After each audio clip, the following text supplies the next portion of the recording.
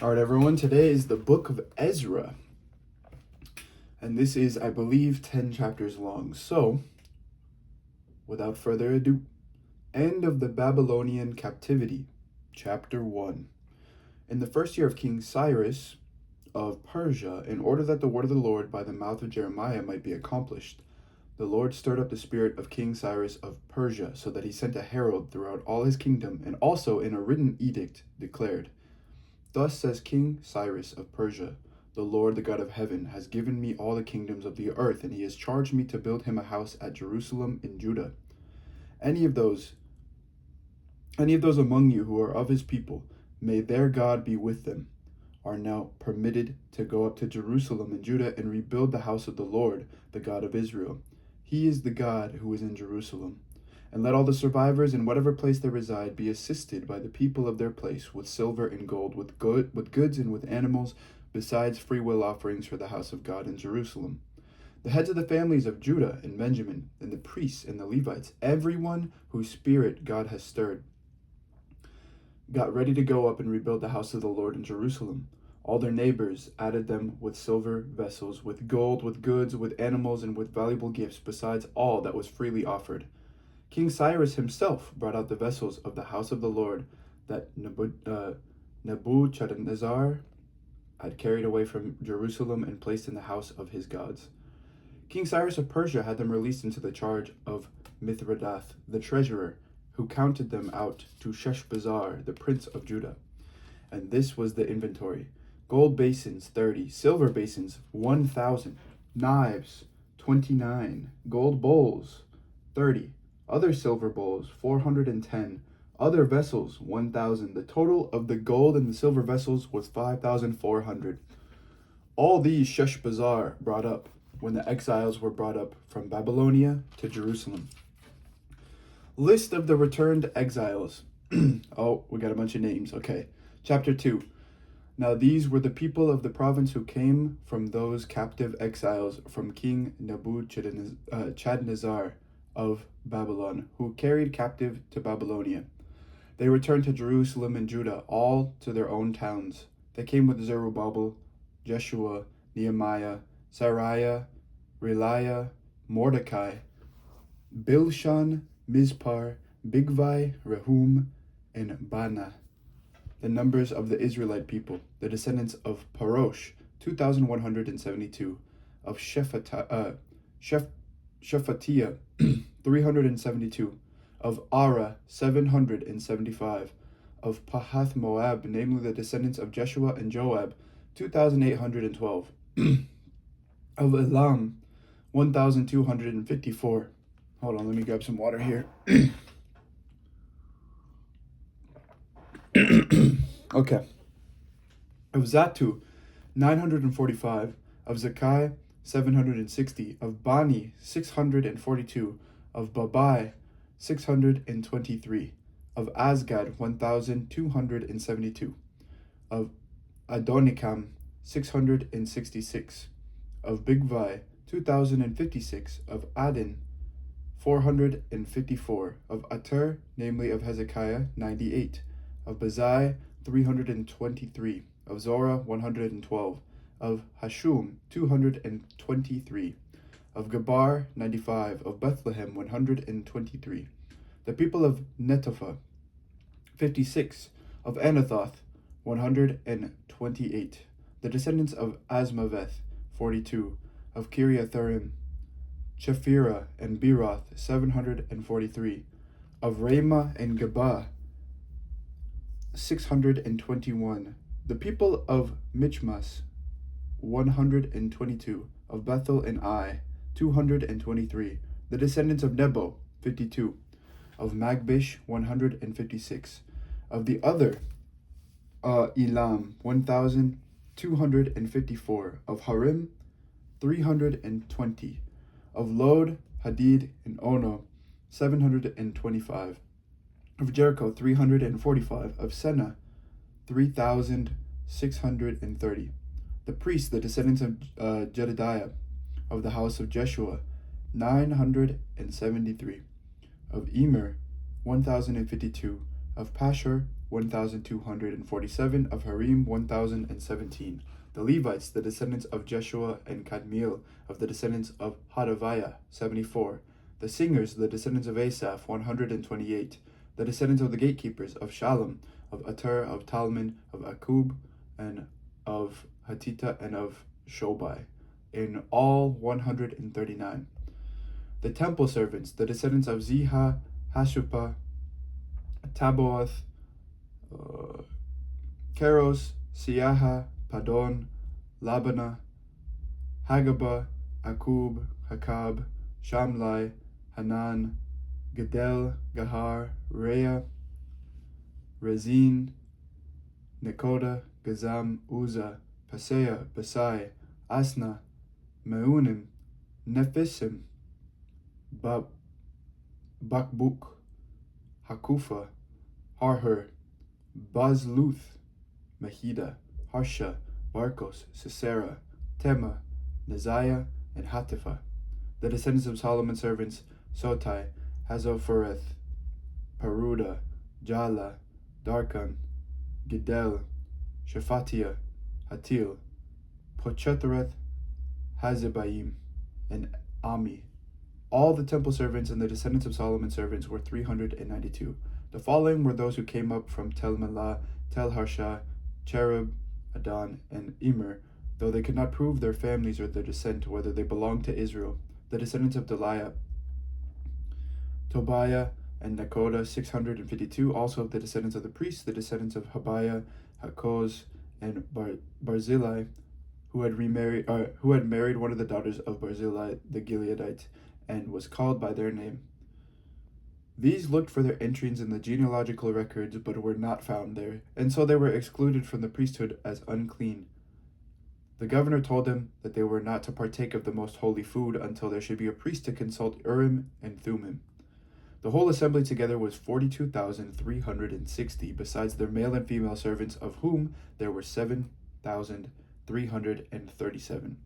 And they had 200 male and female singers. They had 736 horses, 245 mules, 435 camels, and 6,720 donkeys. As soon as they came to the house of the Lord in Jerusalem, some of the heads of the families made free will offerings for the house of God, to erect it on its site. According to the resources that they gave to the building fund, 61,000 derricks of gold, 5,000 minas of silver, and 100 priestly robes. The priests, the Levites, and some of the people lived in Jerusalem and its vicinity, and the singers, the gatekeepers, and the temple servants lived in their towns, and all Israel in their towns. Worship restored at Jerusalem, chapter 3. When the 7th month came, and the Israelites were in the towns, the people gathered together in Jerusalem. Then Jeshua, son of Josadak, was with his fellow priests, and Zerubbabel, son of Shealtiel, with his kin, set out to build the altar of the God of Israel, to offer burnt offerings on it, as prescribed in the law of Moses, the man of God. They set up the altar on its foundation because they were in dread of the neighboring peoples, and they offered burnt offerings upon it to the Lord morning and evening. And they kept the festival of booths as prescribed, and offered the daily burnt offerings by number, according to the ordinance, as required for each day. And after that, the regular burnt offerings, the offerings at the new moon, and all the sacred festivals of the Lord, and the offerings of everyone who made a free will offering to the Lord. From the first day of the 7th month, they began to offer burnt offerings to the Lord, but the foundation of the temple of the Lord was not yet laid.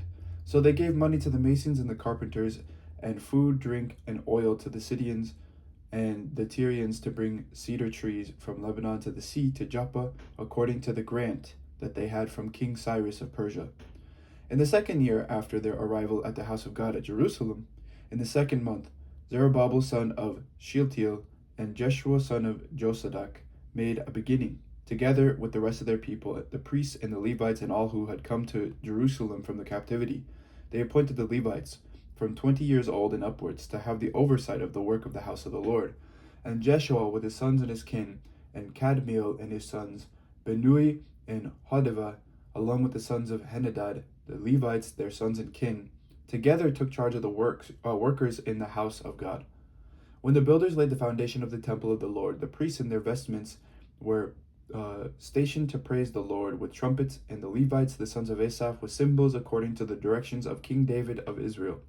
And they sang responsively, praising and giving thanks to the Lord. For he is good, for his steadfast love endures forever towards Israel. And all the people responded with a great shout when they praised the Lord, because the foundation of the house of the Lord was laid. But many of the priests and Levites and heads of families, old people, who had seen the first house on its foundations, wept with a loud voice when they saw this house. Though many shouted aloud for joy, so that the people could not distinguish the sound of the joyful shout from the sound of the people's weeping, for the people shouted so loudly that the sound was heard far away. Resistance to rebuilding the temple, chapter 4. When the adversaries of Judah and Benjamin heard that the returned exiles were building a temple to the Lord, the God of Israel, they approached Zerubbabel and the heads of the families and said to them, "Let us build with you, for we worship your God as you do, and we have been sacrificing to him ever since the days of King Esarhaddon of Assyria, who brought us here." But Zerubbabel, Jeshua, and the rest of the heads of the families in Israel said to them, "You shall have no part with us in building a house to our God, but we alone will build to the Lord, the God of Israel, as King Cyrus of Persia has commanded us."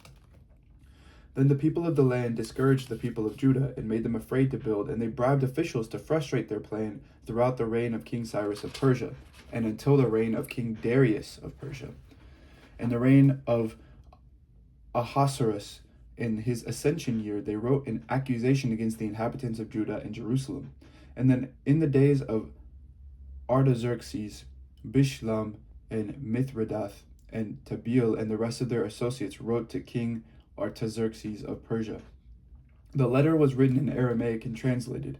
Rehum, the royal deputy, and Shimshai, the scribe, wrote a letter against Jerusalem to King Artaxerxes as follows.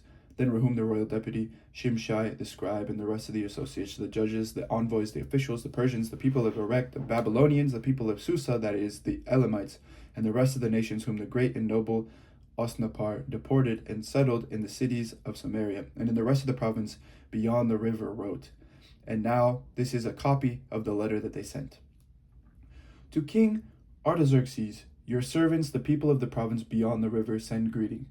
And now may it be known to the king that the Jews who came up from you to us have gone to Jerusalem. They are rebuilding that rebellious and wicked city. They are finishing the walls and repairing the foundations. Now may it be known to the king that if this city is rebuilt and the walls finished, they will not pay tribute, custom, or toll, and the royal revenue will be reduced. Now because we share the salt of the palace, and it is not fitting for us to witness the king's dishonor, therefore we should send and inform the king, so that a search may be made in the annals of your ancestors. You will discover in the annals that this is a rebellious city, hurtful to the kings and provinces, and that sedition was stirred up from it long ago. On that account the city was laid waste.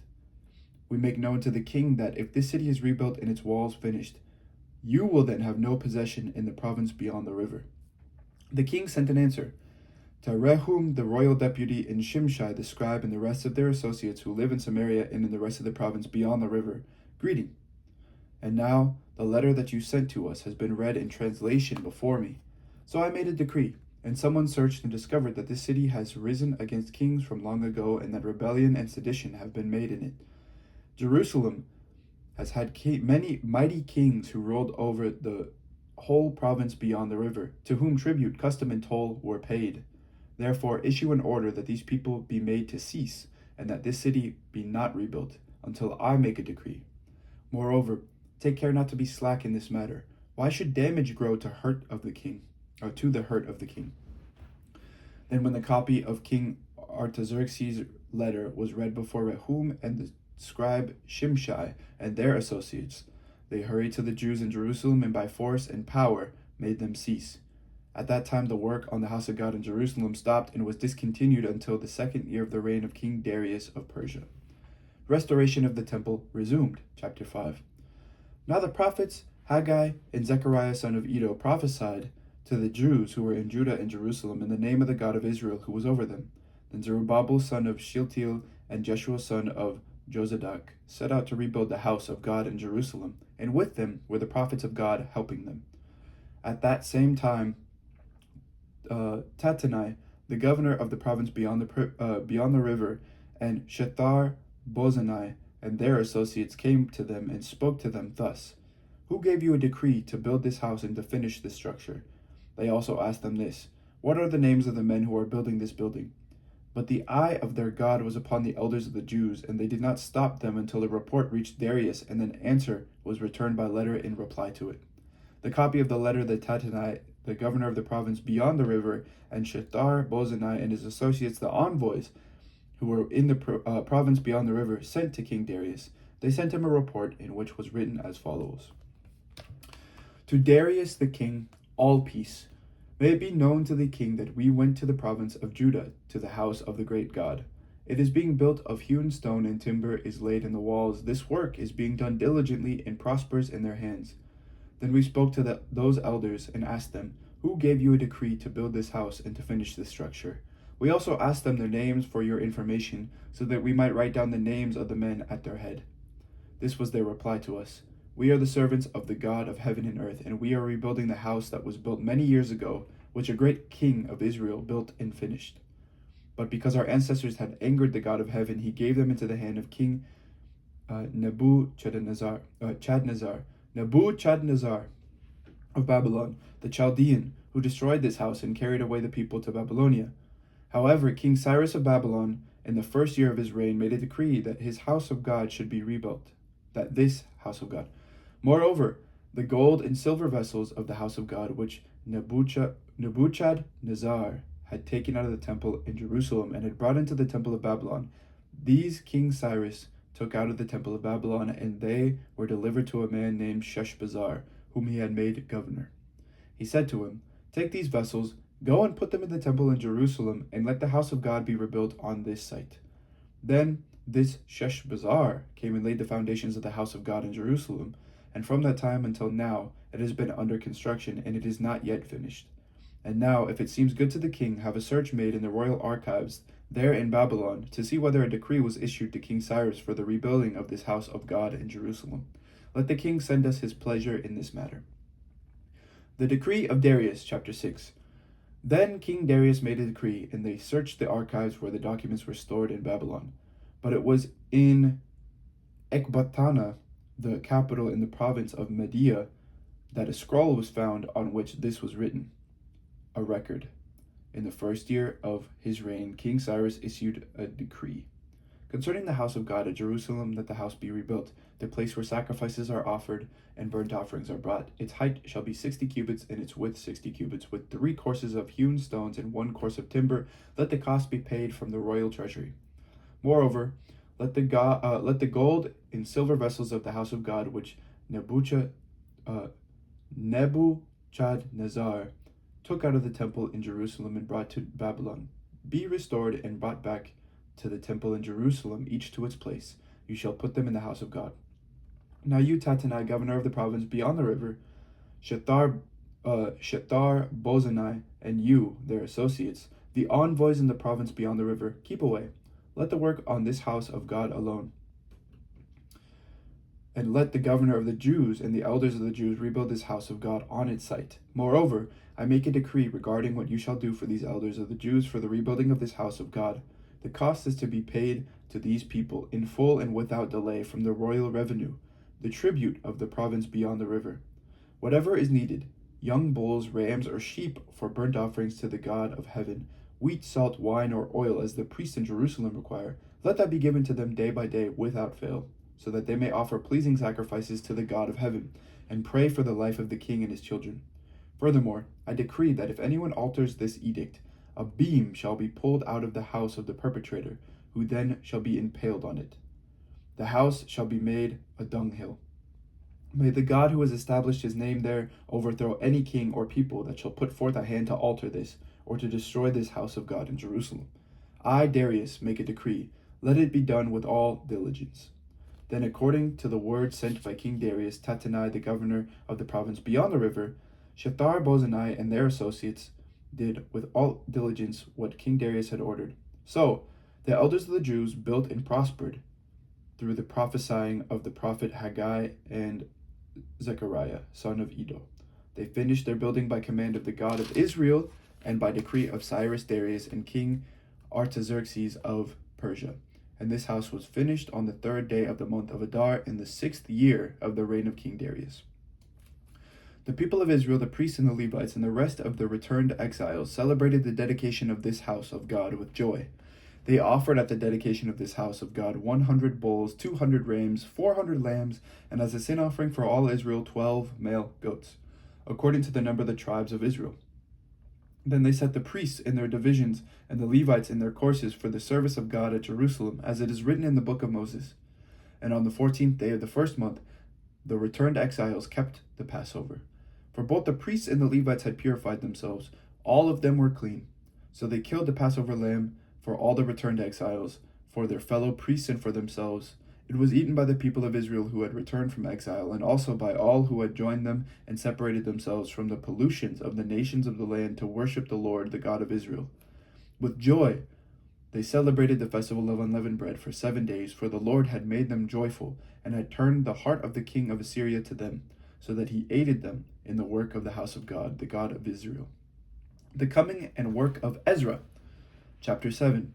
After this, in the reign of King Artaxerxes of Persia, Ezra, son of Seraiah, son of Azariah, son of Hilkiah, son of Shallum, son of Zadok, son of Ahitub, son of Amariah, son of Azariah, son of Meraioth, son of Zerahiah, son of Uzi, son of Buki, son of Abushua, son of Phinehas, son of Elizur, son of the priest Aaron. This Ezra went up from Babylonia.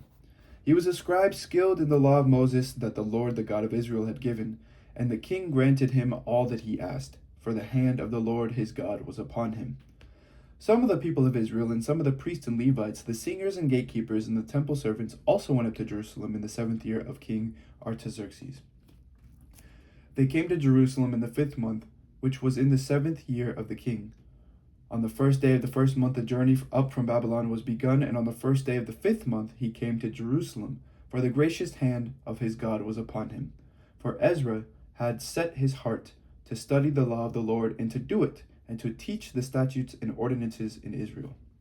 This is a copy of the letter that King Artaxerxes gave to the priest Ezra, the scribe, a scholar of the text of the commandments of the Lord and his statutes for Israel. Artaxerxes, king of kings, to the priest Ezra, the scribe of the law of God of heaven, peace. And now I decree that any of the people of Israel, or their priests or Levites in my kingdom, who freely offers to go to Jerusalem, may go with you. For you are sent by the king and his 7 counselors to make inquiries about Judah and Jerusalem according to the law of your God, which is in your hand, and also to convey the silver and gold, convey the silver and gold that the king and his counselors have freely offered to the God of Israel, whose dwelling is in Jerusalem, with all the silver and gold that you shall find in the whole province of Babylonia, and with the freewill offerings of the people and the priests, given willingly for the house of their God in Jerusalem. With this money, then, you shall with all diligence buy bulls, rams, and lambs, and their grain offerings and their drink offerings, and you shall offer them on the altar of the house of your God in Jerusalem. Whatever seems good to you and your colleagues to do with the rest of the silver and gold, you may do, according to the will of your God. The vessels that have been given you for the service of the house of your God, you shall deliver before the God of Jerusalem. And whatever else is required for the house of your God, which you are responsible for providing, you may provide out of the king's treasury. I, King Artaxerxes, decree to all the treasurers in the province beyond the river, whatever the priest Ezra, the scribes of the law of the God of heaven, requires of you, let it be done with all diligence, up to 100 talents of silver, 100 cores of wheat, 100 baths of wine, 100 baths of oil, and unlimited salt. Whatever is commanded by the God of heaven, let it be done with zeal for the house of the God of heaven, or wrath will come upon the realm of the king and his heirs. We also notify you that it shall not be lawful to impose tribute, custom, or toll on any of the priests, the Levites, the singers, the doorkeepers, the temple servants, or the servants of this house of God. And you, Ezra, according to the God-given wisdom you possess, appoint magistrates and judges, who may judge all the people in the province beyond the river, who know the laws of your God, and you shall teach those who do not know them. All who will not obey the law of your God and the law of the king, let judgment be strictly executed on them, whether for death, or for banishment, or for confiscation of their goods, or for imprisonment. Blessed be the Lord, the God of our ancestors, who put such a thing as this into the heart of the king to glorify the house of the Lord in Jerusalem, and who extended to me steadfast love before the king and his counselors, and before all the king's mighty officers. I took courage, for the hand of the Lord my God was upon me, and I gathered leaders from Israel to go up with me. heads of families who returned with Ezra. Chapter 8. These are their family heads, and this is the genealogy of those who went up with me from Babylonia in the reign of King Artaxerxes. Of the descendants of Phinehas, Gershom; of Ithamar, Daniel; of David, Hattush; of the descendants of Shechaniah; of Parosh, Zechariah, with whom were registered 150 males; of the descendants of Pahath Moab, Eli, Honai, son of Zerahiah, and with him 200 males; of the descendants of Zattu, Shechaniah, son of Jahaziel, and with him 300 males; of the descendants of Adin, Ebed, son of Jonathan, and with him 50 males; of the descendants of Elam, Jeshiah, son of Athaliah, and with him 70 males; of the descendants of Shephatiah, Zebediah, son of Michael, and with him 80 males; of the descendants of Joab, Obadiah, son of Jehiel, and with him 218 males; of the descendants of Bani, Shelomith, son of Josephiah, and with him 160 males; of the descendants of Bebai, Zechariah, son of Bebai, and with him 28 males; of the descendants of Azgad, Johanan, son of Hakatan, and with him 110 males; of the descendants of Adonikam, those who came later, their names being Eliphalet, Joel, and Shemaiah, and with them 60 males; of the descendants of Bigvai, Uthai, and Zakur, and with them 70 males. I gathered them by the river that runs to Ahava, and there we camped for 3 days. As I reviewed the people and the priests, I found there none of the descendants of Levi. Then I sent for Eleazar, Ariel, Shemaiah, Elnathan, Jarib, Elnathan, Nathan, Zechariah, and Meshullam, who were leaders, and for Joirib and Elnathan, who were wise, and sent them to Edo, the leader of at the place called Casiphia, telling them what to say to Edo and his colleagues, the temple servants at Casiphia, namely, to send us ministers for the house of our God.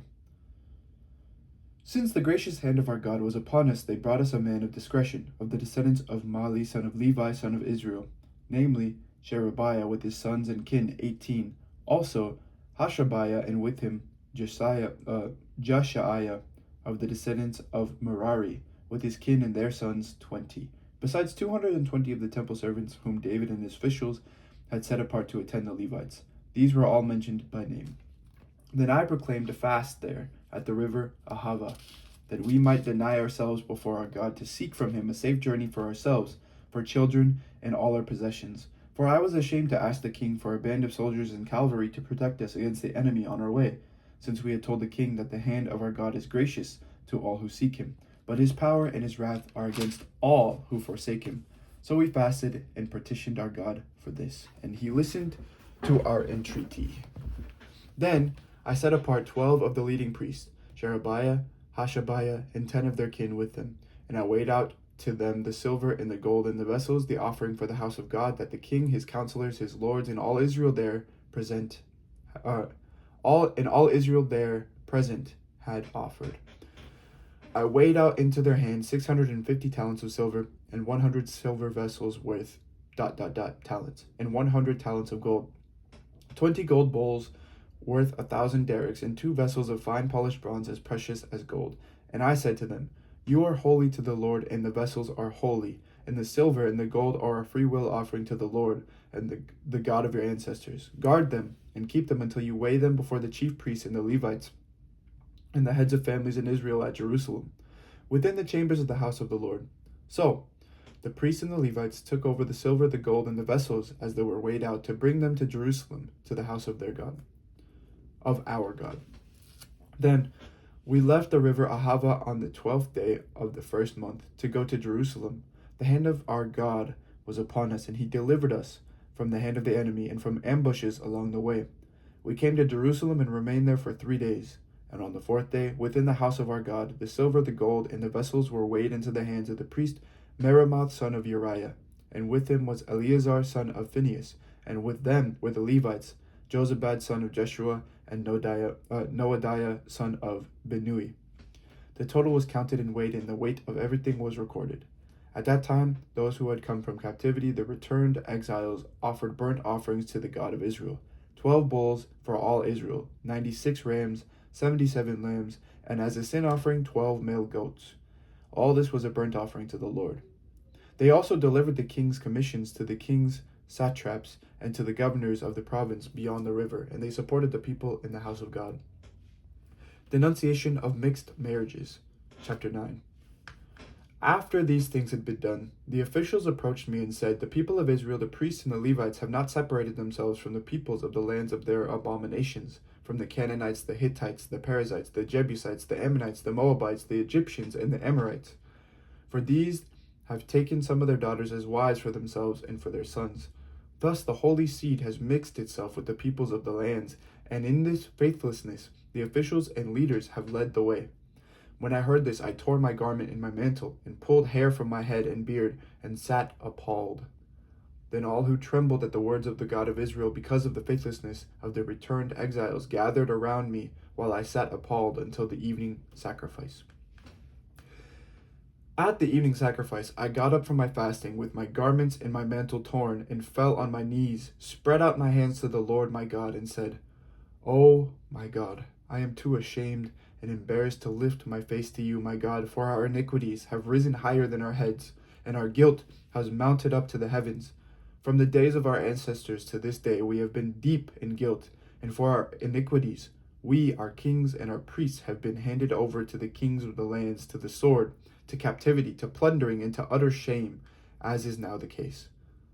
But now for a brief moment favor has been shown by the Lord our God, who has left us a remnant and given us a stake in his holy place, in order that he may brighten our eyes and grant us a little sustenance in our slavery. For we are slaves, yet our God has not forsaken us in our slavery, but has extended to us his steadfast love before the kings of Persia, to give us new life, to set up the house of our God, to repair its ruins, and to give us a wall in Judea and Jerusalem. And now, our God, what shall we say after this? For we have forsaken your commandments, which you commanded by your servants the prophets, saying, the land that you are entering to possess is a land unclean with the pollutions of the peoples of the lands, with their abominations. They have filled it from end to end with their uncleanness.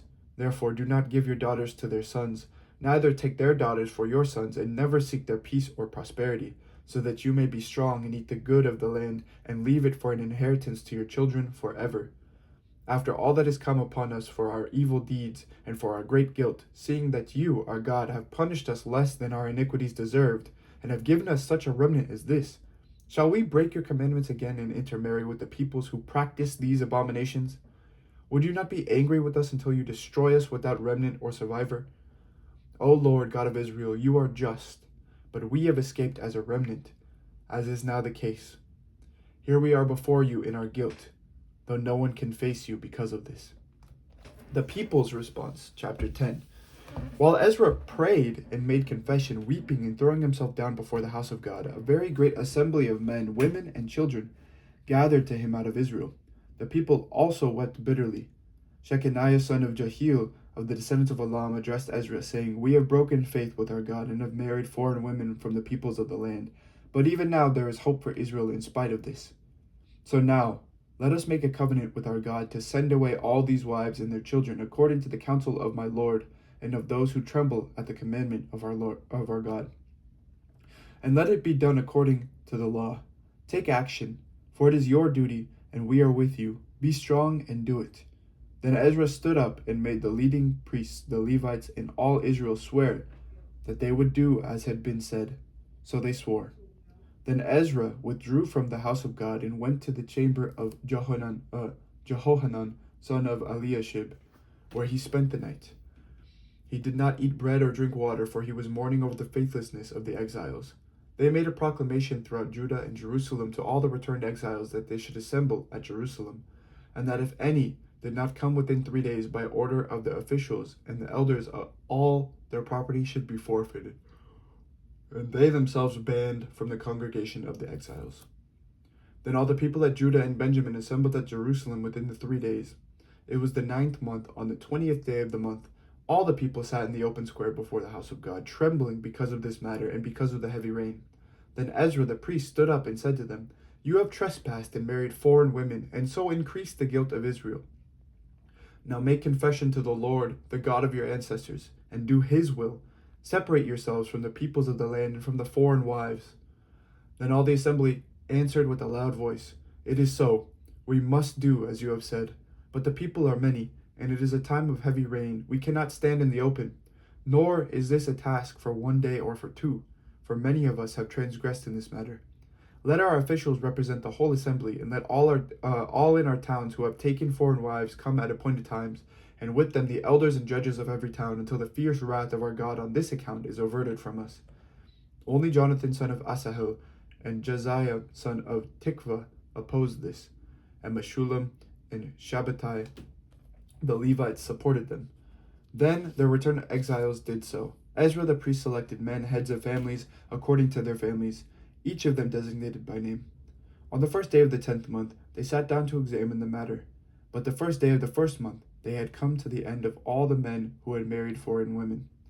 These were found of the descendants of the priests who had married foreign women, of the descendants of Jeshua son of Jozadak and his brothers: Messiah, Eleazar, Jarib, and Gedaliah. They pledged themselves to send away their wives, and their guilt offering was a ram of the flock for their guilt. Of the descendants of Immer, Hanani and Zebediah. Of the descendants of Harim, Messiah, Elijah, Shemaiah, Jehiel, and Uzziah. Of the descendants of Pashur, Elionai, Messiah, Ishmael, Nathaniel, Jozabad, and Elasa.